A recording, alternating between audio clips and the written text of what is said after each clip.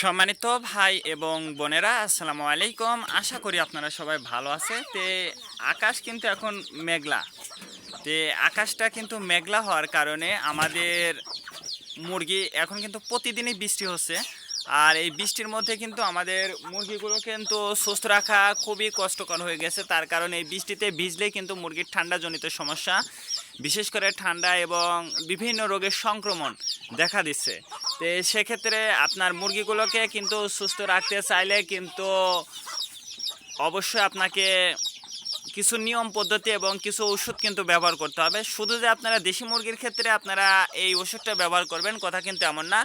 আপনারা সেক্ষেত্রে আমাদের যে গরু আছে, ছাগল আছে, দেশি মুরগি আছে, আমরা কিন্তু সব এক কথায় সব মুরগি, ছাগল, গরুর এই ওষুধটা কিন্তু বর্তমানে ব্যবহার করতেছি। তার কারণ এখন কিন্তু আবহাওয়াটা ভালো না হওয়ার কারণেই মুরগির বিভিন্ন রোগের সংক্রমণ দেখা দিচ্ছে। শুধু যে আপনার বড় মুরগি দেখা দিচ্ছে কথা কিন্তু এমন না, বাচ্চার ক্ষেত্রে কিন্তু একই সমস্যা, বাচ্চারও কিন্তু এই রোগের সংক্রমণটা কিন্তু দেখা দিচ্ছে।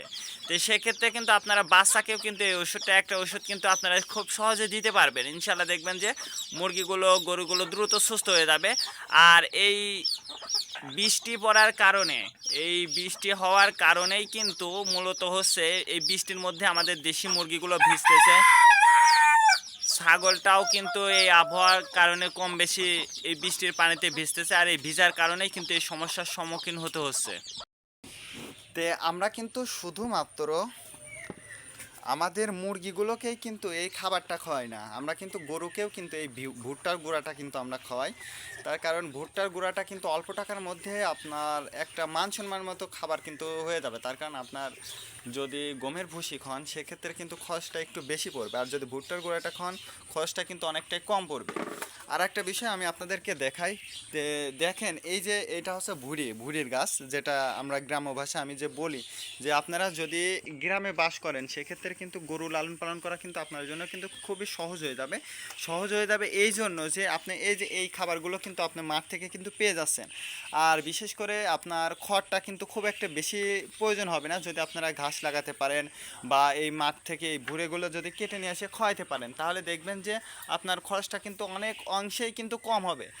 আর শুধুমাত্র এই যে আমরা যে ঘাসগুলো কেটে নিয়ে আসি, এই যে এই ডাটাটাও কিন্তু আমাদের গরু কিন্তু এই যে বেশি যে শক্তগুলো এইগুলো বাদে কিন্তু সবগুলো ডাটা কিন্তু খেয়ে ফেলা দেয়।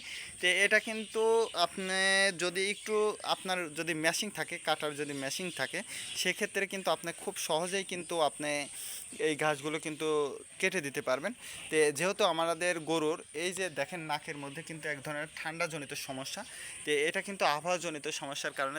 দেখুন আমাদের কিন্তু গোয়ালটা খোলামেলা গোয়াল, এই খোলামেলা গোয়ালের মধ্যে কিন্তু আসলে কিছু সময় বৃষ্টি এই যে মাথাগুলো ভিজে যায়, এই সব সমস্যার কারণে কিন্তু ঠান্ডাজনিত সমস্যাটা কিন্তু হয়ে থাকে।